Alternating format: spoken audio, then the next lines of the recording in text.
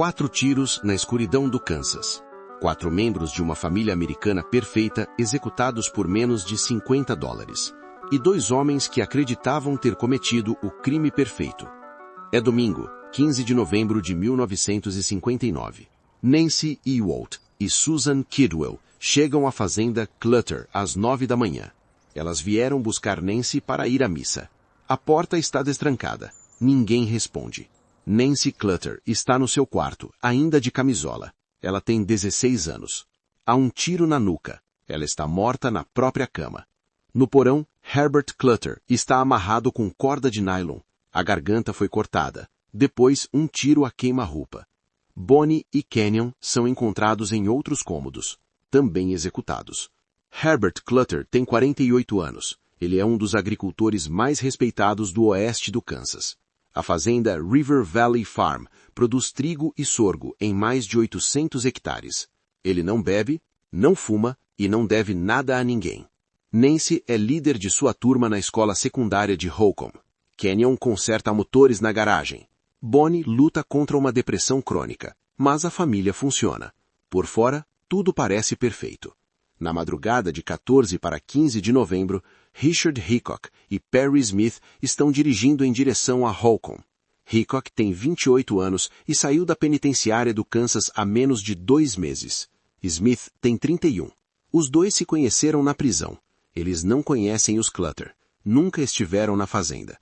A informação veio de um presidiário chamado Floyd Wells, que trabalhou para Herbert Clutter anos antes. Wells disse que o fazendeiro guardava $10 mil em um cofre em casa. O cofre não existia. Holcomb tem menos de 300 habitantes. Todos se conhecem. Depois da descoberta dos corpos, o xerife Robinson fecha as estradas. A notícia chega a cada casa. Em horas, a cidade entra em colapso. Ninguém tranca a porta à noite. Agora, todo mundo tranca. O detetive Alvin Dewey, ex-agente do FBI, assume o caso. Não há impressões digitais. Não há testemunhas. Não há motivo aparente. Quem matou a família Clutter? E por que uma família sem inimigos foi escolhida para morrer?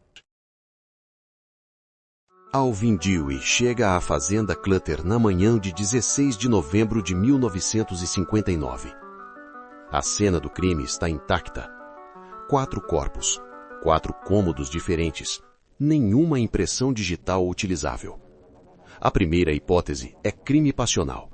Alguém da comunidade, um vizinho, um conhecido. Mas nada foi levado da casa. Nenhum objeto de valor, nenhum dinheiro. Dewey descobre um detalhe fundamental. Herbert Clutter nunca mantinha dinheiro em casa. Todos os pagamentos eram feitos por cheque. Era conhecido na região por isso. A teoria do crime passional não se sustenta. Os assassinos vieram de fora. Vieram buscando dinheiro que não existia. Dewey descarta os suspeitos locais e amplia a investigação. Holcomb entra em colapso coletivo. Residentes trancam as portas pela primeira vez em décadas. Vizinhos passam a desconfiar uns dos outros. O xerife Robinson registra dezenas de relatos contraditórios. Enquanto Dewey trabalha em Kansas, Richard Hickok e Perry Smith cruzam a fronteira para o México.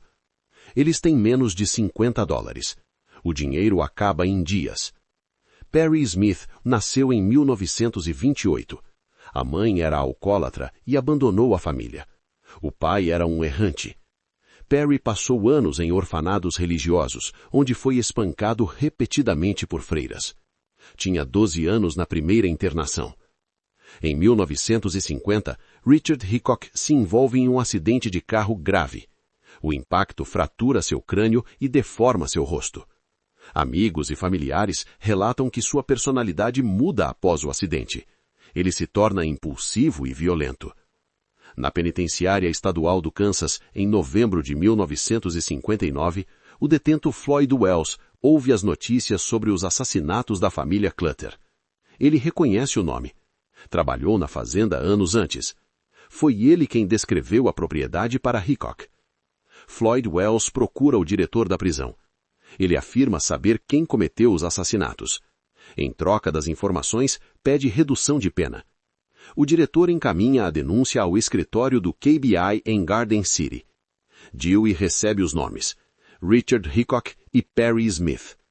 Os dois estavam na prisão com Wells. Hickok havia sido solto em agosto de 1959. Smith em julho.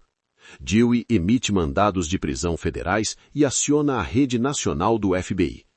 Em 30 de dezembro de 1959, a polícia de Las Vegas aborda Hickok e Smith em uma operação de rotina. Os dois são detidos. Transportados de volta ao Kansas, eles são interrogados separadamente. Em menos de 48 horas, as versões combinadas entram em colapso.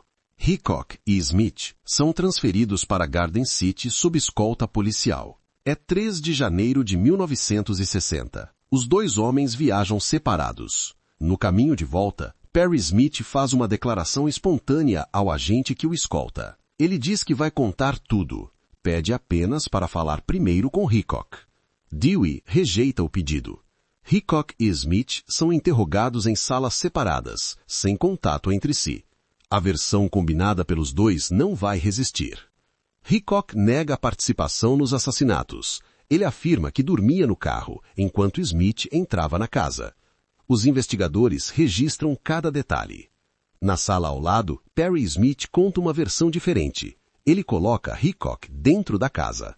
As histórias não coincidem em nenhum ponto central. Após horas de interrogatório, Perry Smith confessa. Ele descreve os 4 assassinatos com precisão. Nomeia as vítimas, descreve os nós, descreve as facas. Smith diz que Hickok não matou ninguém naquela noite. Segundo ele, foi Smith quem disparou os 4 tiros. A confissão dura mais de 2 horas. Confrontado com a confissão de Smith, Hickok muda sua versão. Ele passa a admitir presença na cena. Não admite os disparos. Os investigadores têm o suficiente. Richard Hickok e Perry Smith são formalmente indiciados pelo assassinato de Herbert, Bonnie, Nancy e Kenyon Clutter.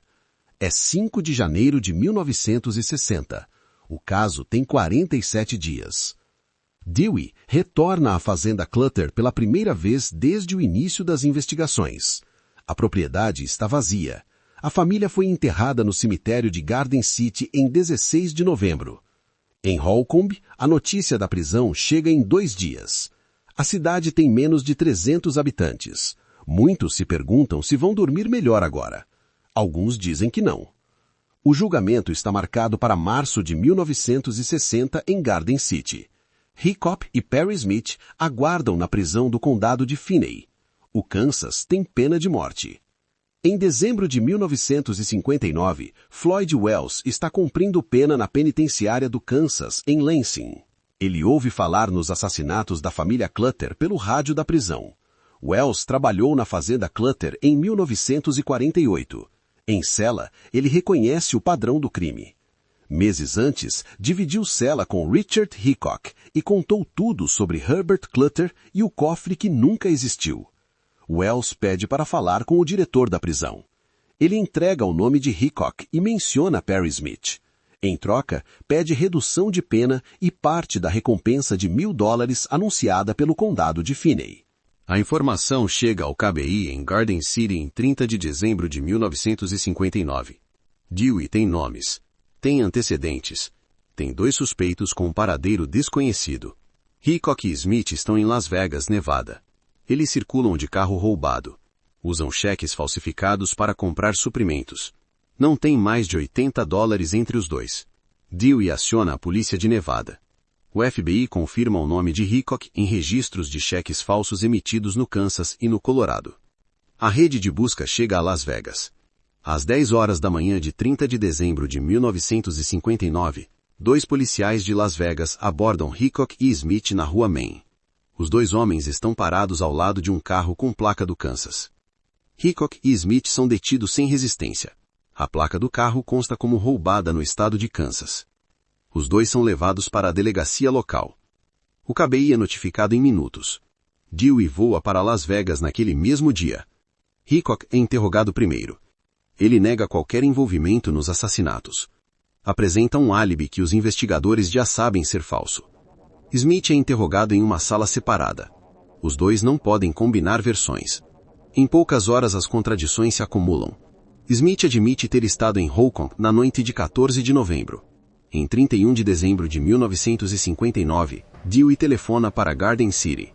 Richard Hickok e Perry Smith estão presos. 47 dias depois dos assassinatos, o caso tem 2 réus confessados. Em março de 1960, Richard Hickok e Perry Smith são transferidos para Garden City, Kansas.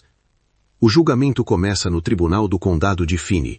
Jornalistas de toda a América chegam à cidade. Durante o julgamento, Perry Smith confessa. Ele afirma ter disparado os 4 tiros que mataram todos os membros da família Clutter. Hickok não contesta a versão.